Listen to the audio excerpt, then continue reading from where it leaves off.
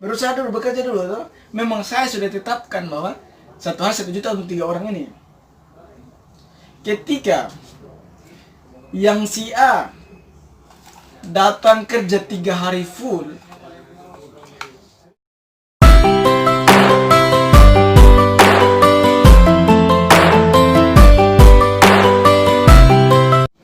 daun jatuh dari pohonnya itu dalam kehendak atau bagaimana? ya baik Kak. Berbicara tentang takdir. Pertanyaan dari Abalde. Apakah daun yang jatuh dari rantingnya atau dahannya ke tanah itu sudah ditetapkan oleh Tuhan atau dikatakan takdir atau tidak? Ya baik teman-teman. Potensi daun, kita bicara tentang takdir. Potensi daun itu dia akan jatuh, potensinya akan jatuh. Artinya di mana-mana jatuh itu ke dataran yang paling rendah. Iya, artinya bahwa apakah daun itu jatuh itu atas kehendak manusia yang lakukan atau Tuhan yang menakdirkan atau bagaimana? Artinya bahwa pada dasarnya daun itu punya potensi untuk jatuh. Punya potensi.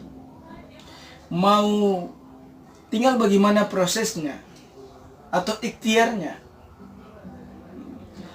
Makanya begini, ada daun yang baru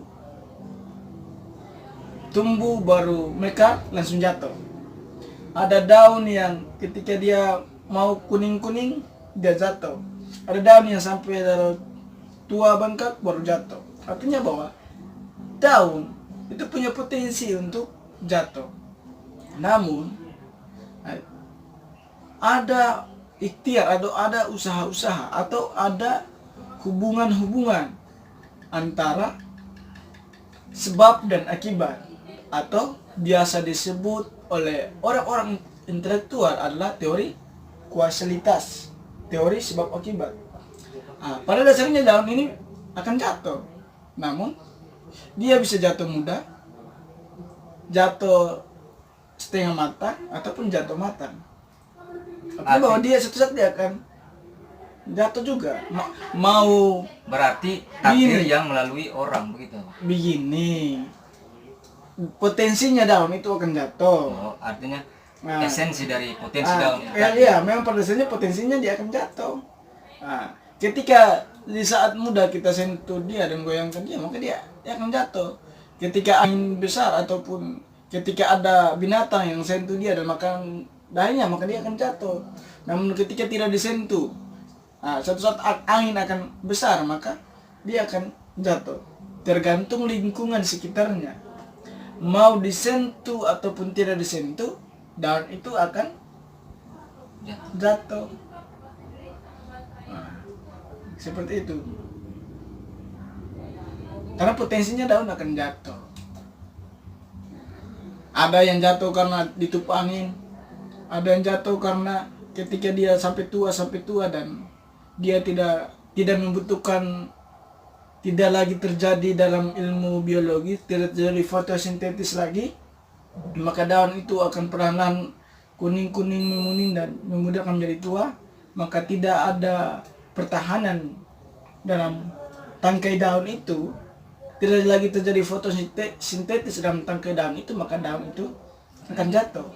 Contohnya seperti manusia punya potensi atau punya takdir untuk meninggal dunia atau mati, mau dibunuh atau bunuh diri ataupun tidak bunuh diri atau tidak dibunuh, maka mau sakit ataupun tidak dia akan mati juga. Makanya manusia itu punya potensi atau punya takdir memang akan mati. Sebuah ketetapan artinya. Sudah menjadi ketetapan manusia akan mati. Tergantung ikhtiar yang dia lakukan. Seperti itu. Terus kalau rezeki abang bagaimana bang? Karena saya pernah membaca satu artikel itu, dia mengatakan begini, ada satu pemateri yang ada hadirin yang bertanya kepada pembawa materi itu tadi terkait rezeki yang sudah ditakdirkan. Nah, dia bertanya begini abang, kalau rezeki sudah ditakdirkan, untuk apa kita bekerja? Artinya dia akan datang dengan sendirinya begitu abang. Kenapa kita mesti bekerja lagi? Ya baik, ya jadi begini, Abaldi atau teman-teman yang berbahagia, teman-teman yang lagi nonton channel ini. Mungkin kita terjebak yang namanya takdir. Ini terjebak. Ada menyatakan bahwa jodoh itu sudah ditakdirkan. Contoh sederhana, jodoh, rezeki, dan maut. Jodoh sudah ditakdirkan, kita tunggu saja, nanti ada yang datang, ya itulah takdir kita. Atau sampai rezeki sudah ditakdirkan, jadi tidak boleh bekerja, nanti uang datang sendiri. Atau maut sudah ditakdirkan, jadi kita mau bermain motor kencang-kencang di tengah jalan juga Tuhan takdirkan bahwa kita mati, kalau tidak. Jadi begini teman-teman, Abaldi yang berbahagia, yang diberi takdir, yang diberi adalah potensi manusia itu sendiri. Menurut saya, potensi manusia itu sendiri.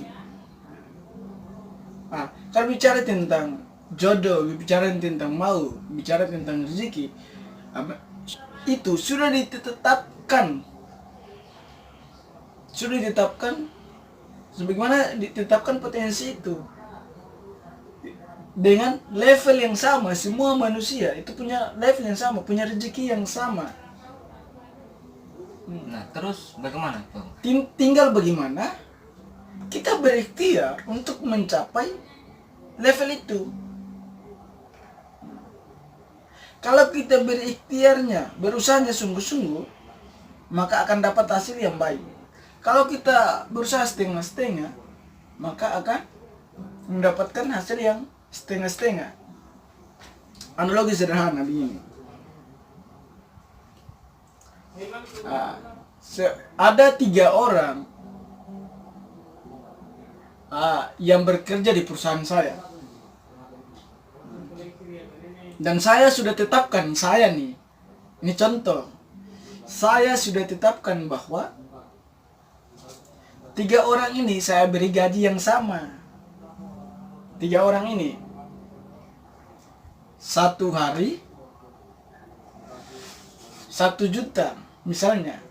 Saya sudah tetapkan bahwa 3 orang yang bekerja untuk saya sudah tetapkan bahwa 1 hari 1 juta. Mereka punya rezeki yang sama, mereka punya rezeki 1 hari 1 juta. Dan mereka berikhtiar, berusaha dulu, bekerja dulu tuh. Memang saya sudah tetapkan bahwa 1 hari 1 juta untuk 3 orang ini. Ketika yang si A datang kerja 3 hari full, yang si B datang kerja cuma 2 hari, dan yang si C datang kerja 1 hari, maka yang si A yang datang kerja 3 hari itu yang mendapatkan apa yang saya tetapkan. Dia dapat 3 juta.